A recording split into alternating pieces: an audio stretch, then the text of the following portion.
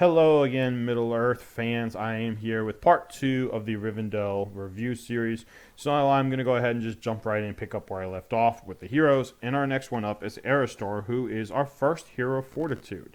He is Fight 6, Strength 4, Defense 7, 2 Attack, 2 Wound, Courage 6, 2 Might, 2 Will, 2 Fate. He has heavy armor and Noldorian daggers. So Noldorian daggers are elven-made daggers, and he may use them as throwing weapons.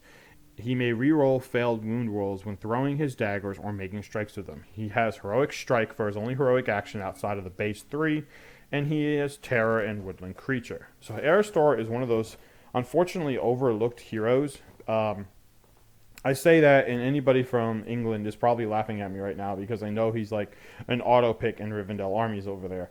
However, over here in the US, he kind of gets forgotten. We kind of play more of a beat stick army type, even with folks who play more technical armies. They don't play Erestor, which is sad because he gets supplanted here by another Rivendell hero that we'll talk about later. But he's a very good hero. He kind of is that in-between hero, like a captain, but named, has some special abilities, but he only has 2 points of might. So his profile is much better than it used to be. In the old edition, he only had 1 might. I think he was 1 might, 1 will, and 3 fate. That is confirmed. I just looked. It's 1 might, 1 will, 3 fate for his old profile before the new ones came out in 2018. And I will say that he definitely got better with the change to that and balancing out his might, will, and fate. Him being a 2/2/2 over a 1/1/3 is much, much better. So he still maintained his daggers, though, which is great. And those are something that you can't forget about because basically he's a 3-up shoot value. You run him into combat because he's a combat hero. He's not going to be going and taking on big mounted heroes, but he's definitely going to be going on and taking on maybe mounted heroes like Huron or Forlong, somebody that he can charge and set the pace to that can't get that extra attack when you have the priority and steal it from them. Throwing daggers on the way in, maybe wounding a horse and having them fall flat on their face, taking a 1 on their thrown rider. Very unlikely. Obviously, those are a lot of high risk, high reward scenarios when it comes to percentages. But still, he does get to reroll all failed wounds with those daggers. So, not bad. Throw the daggers, go into combat, fight with the daggers. So, pretty cool. They are elven made too. So once again, keeping that elven made love alive. And then he has terror. So basically every hero we've talked about so far has had terror. So he's going to be hard to get after as well, especially if you're fighting against an evil army or a low courage army like, I don't know, courage 3 men. Let's be honest, courage 3 is not the best. And then he has woodland creature too. So moving on, we have Arwen. She is a hero of Fortitude. I actually think she's been demoted to a minor hero since this book's come out. Yes, she has been demoted to a minor hero, which makes sense. She's not really a Fortitude level hero. She's not as good as a captain. She's not an Erestor. She should not be leading a lot of troops. No offense to her. It just is her role from the books and the movies. So her profile, though, is still not bad. She's Fight 6, Strength 3, Defense 3, 1 Attack, 2 Wounds, Courage 6, 1 Might, 4 Will, 1 Fate. She has an Elven-made sword. She has Resolve, Channeling, and Defense. She can be given Asphaloth or a regular horse, or an Elven cloak. She has Expert Rider and Woodland Creature, and she casts Wrath of Brunion on a 4-up. So you tend to see her sometimes in armies. The fact that she's a minor hero now kind of has made her less useful. Plus, she's been supplanted by another minor hero who just is a better caster with his offensive and defensive capabilities. But Wrath of Brunion also got changed where before it used to be a 6-inch range AoE. Now it's only a 3-inch range AoE, which I personally think is actually better because it allows her to really hit an edge as opposed to coming up on an edge and potentially catching a hero that's in a vanguard. But now she can definitely run in there, maybe catch 2 or 3 2 or 3 bases, not profiles, worth of models, knock down 4 to 6 guys with a cheeky Wrath of Brunion. The downside to that is she's very squishy. 2 wounds, yes, but only defense 3. I mean, even Elven Bow's wounding her on 4s, and she's only got 1 fate point, so there is a possibility that she could die before she even gets a chance to cast her Wrath of Brunian thing, and that is her one thing, really, is just to get in there, pop that, and go. She does have a sword, though, so she's not unarmed like her grandmother. I was thinking there for a second. I was like, what is their relationship? I forgot. Galadriel is Arwen's grandmother. Her mother is the daughter of Galadriel. So, a little bit of lore fact there for you. Unlike her grandmother, who is unarmed, she is not. So she can get in there and give you fight 6. Of course, it's only strength 3, and she's only got 1 attack. There's better ways to get fight 6. I'm sorry. You can do that with Erestor. You can do that just by paying a point with a Kingsguard from Glorfindel. Not Glorfindel. Wow.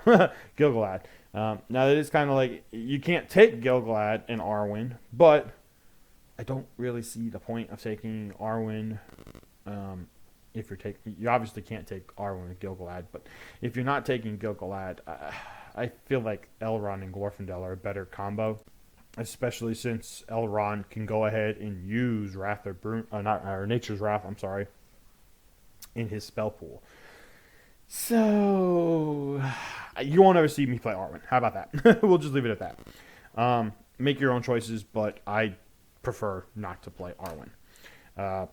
Moving on, the next 2 profiles we have, because it's 2 models that you get for the price of 2, are Elladan and Elrohir, the elven twin sons of Elrond. They are heroes of fortitude, or a hero of fortitude, so they're an interesting way they work. One brother leads the warband, the other one becomes the first follower, so it doesn't really matter. You just have to denote which one is the leader, so that for deployment's sake, everybody has to stay within 6 inches of him, obviously. So they are fight 6, strength 4, defense 5, 2 attack, 2 wound, courage 6, 3 might, 2 will, 2 fate. They come with armor and 2 elven made swords. They have heroic strike, that's it. They can be upgraded with horses, elf bows, elven cloaks, and heavy armor. So they can become defense 6, which is kind of squishy. And you see why that can kind of hurt with their second special rule. So they have woodland creature, and then they have twin elven blades. Whilst fighting on foot, Elladan and Elrohir may choose to fight in one of 3 ways. They may either fight using a single sword and fight as if it were a 2-handed sword. They may elect to fight with both swords for +1 attack, or they may elect to parry, which counts as shielding. So if they go with 2-handed swords, it doesn't say anything about them not taking the -1, so they're going to take the -1. If they fight with their 2 swords, they get to have 3 attacks, and if they parry, well, that's shielding, so 2 attack base becomes 4, since you double. So not bad at all right there. Of course, a lot of times you see them mounted because you still want the ability to run them around. So each one of them has 3 might. Pretty good. You kind of want them running around with that might to get it where you need to go.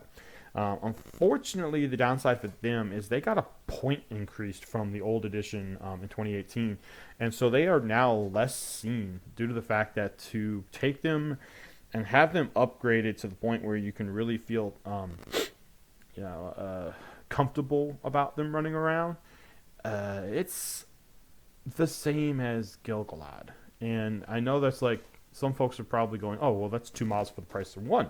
Well, Gilgalad's fight 9. And he's defense 8. And I'm talking fully kitted Gilgalad. Defense 8. And he gets +1 to wound with his spear, even if he doesn't charge. And he has terror. And he has blood and guts, or blood and glory. He's just better. I know some folks are saying, well, you get 6 might. Yes. And I'm not saying the twins are bad. Don't get me wrong. I'm just saying, unfortunately, with their point increase from the old edition, they are less likely seen. At 800 points, you might see them. Anything less than that, if somebody's running Elrond, Glorfindel, or Gilgalad, you're probably not seeing these twins. And that's because they have another special. I know someone out there is probably saying, well, why don't you just take them as the main thing? You get 2 for the price of 1 and 6 might. And you even said in your first video that might is something that is precious in this army. Well, they have this annoying second rule called Unbreakable Bond. And that's, should one of the brothers be killed, Then the surviving brother increases their strength by 1 and decreases their defense by 1. So they go up to strength 5 down to defense 4. Unless you paid for heavy armor, then they just go from 6 to 5. The surviving brother will automatically pass all courage tests, so he becomes fearless. Not bad, but still a pain in the ass because they are forced to make. Yeah, okay, sorry, that was for courage tests. They must do everything they can to charge the model that killed their brother as quickly as possible. Once that model is killed, the surviving brother must move as fast as possible towards the closest enemy model for the remainder of the game, charging if able. So basically, they become like Dane. So once Dane charges into combat and tastes blood, he has to charge from there on out if able. There's no pulling Dane back. Same with these guys. Once the one brother dies, the other one becomes a berserk crazy lunatic. Has to go for that one guy. Unfortunately, that can kind of screw you because if your opponent plays gamey, they can take out the brother, and then depending on what the model is, they can run it away from you for the rest of the game and make it so that your model is useless, which could really, really suck, especially if that hero brother has might left, because might-strapped army. Here you go, you have 6 like you're saying, but one of them gets sniped because of, I'll say, something stupid. We'll say a channel black dart. You fail both will points. It does D3 wounds, and you fail one of your 2 fate points, which means you take 2 wounds. We'll say it was channeled to a 6, so it's 3 wounds. So you fail to resist, and then you fail one of your 2 fate. Well, dead. There goes the brother. Dead. Well, then the other brother's got to go run after a damn ring wraith the rest of the game. That can really suck, especially if the ring wraith is, I don't know, maybe on a fell beast, and maybe is a ring wraith that doesn't want to get into combat, so it does nothing but kite in and out all game to cast spells and retreat, He can cast spells and retreat all the way around the board, around the fighting, and your brother can just be chasing him, doing absolutely nothing. So, yeah, it can be a pain in the ass. So there's a little bit more to this. Let me finish it. Additionally, if the model that killed the brother is a hero model, the first time the surviving brother is in combat with his brother's killer, he must declare a heroic challenge targeting that hero without spending might. This may be done even if the hero is of a lower tier than the surviving brother. So that's interesting. You get heroic challenge because he doesn't have that, and you can challenge down, where usually you can only challenge up. And you get to do it without spending a might point. But you have gone down in defense. So, I don't know. Kind of, it's one of those things where I just don't see them used anymore. And I think the big reason is because of the point increase. So, there you go. That's the 2 twins. Let's move on. We have up next Lindir of Rivendell. Lindir is a hero of fortitude. Fight 5, strength 4, defense 4, 1 attack, 2 wounds, courage 6, 1 might, 3 will, 1 fate, elven made sword. He can be upgraded with heavy armor and a horse, so he can become defense 6. He has woodland creature. And then he has a couple special rules. So his first one is an active one. It's Song to Elbreth. All friendly Rivendell models within 6 inches of Lindir gain the resistant to magic special rule. That's really good. It's an active ability, so if he gets transfixed, it gets negated. But giving, elves resistant to magic is pretty good since they're the guys who are magical themselves. So it's kind of a nice caveat to give them the ability to resist enemy magic. And then he has Wise Counsel, and that is if he is within 6 inches of Elrond, then Elrond may expend a single point of will each turn without reducing his own store, even if he has none remaining. Curious why they gave him 3 will points here. Maybe missing something because I don't really play Rivendell, so if I'm missing this, somebody please let me know. But there's nothing, he's got no spells, and there's nothing talking about how somebody can benefit off of his will. So I'm kind of curious why he got 3, because he's also courage 6. It's not like he's running away anytime soon. Fight 5 is probably the lowest of the fight values outside of the next guy we're going to talk about in a second for elven heroes that are named. He does at least have an elven-made sword, so he's going to be able to fight in combat. So he's strength 4, defense 6 if you give him heavy armor and mount him, get him charging. He's got 2 attacks and knockdown and all that. But biggest thing is you want him near Elrond, so basically Elrond can try and freebie his Wrath of Brunion or renew every turn without spending his own will.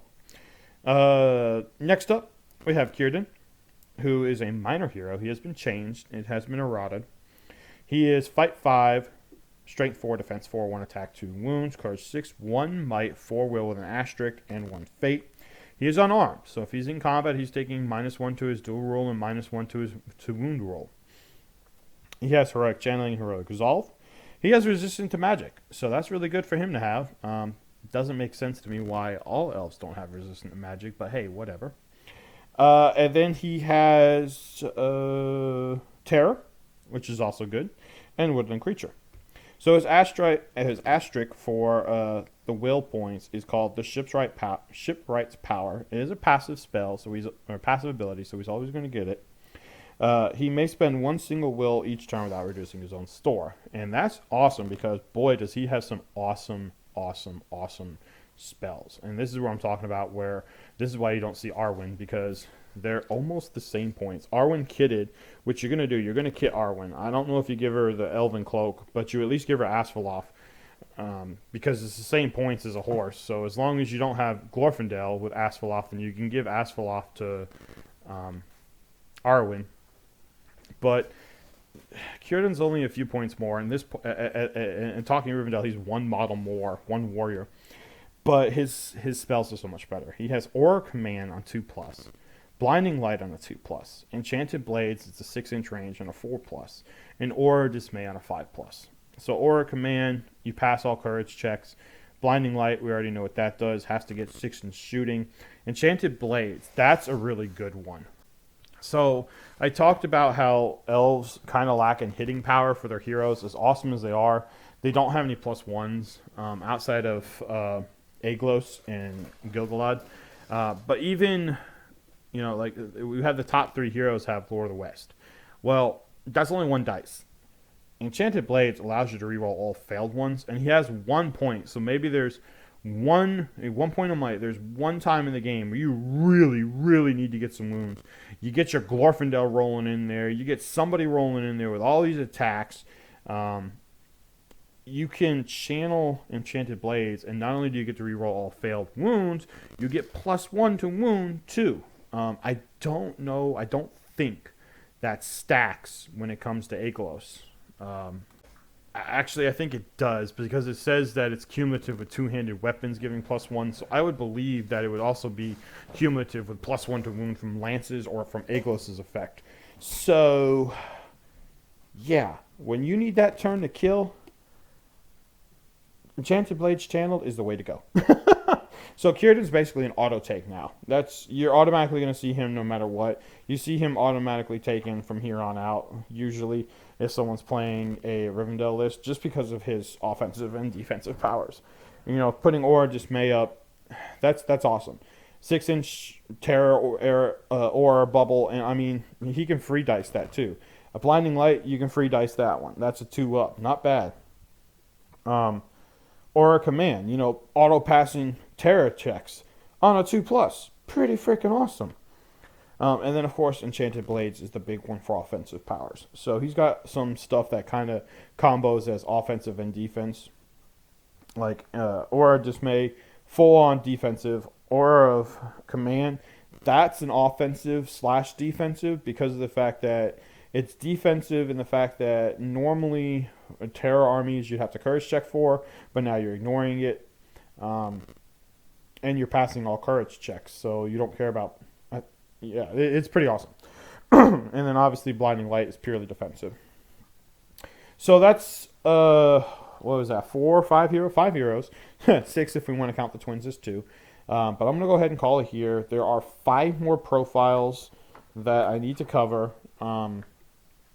Hopefully I can get them covered in the next video. Should be a little bit faster. Some of the profiles are, not as important. So until next time, please like, share, subscribe, and I hope you're looking forward to seeing part 3 of the Rivendell Army Review.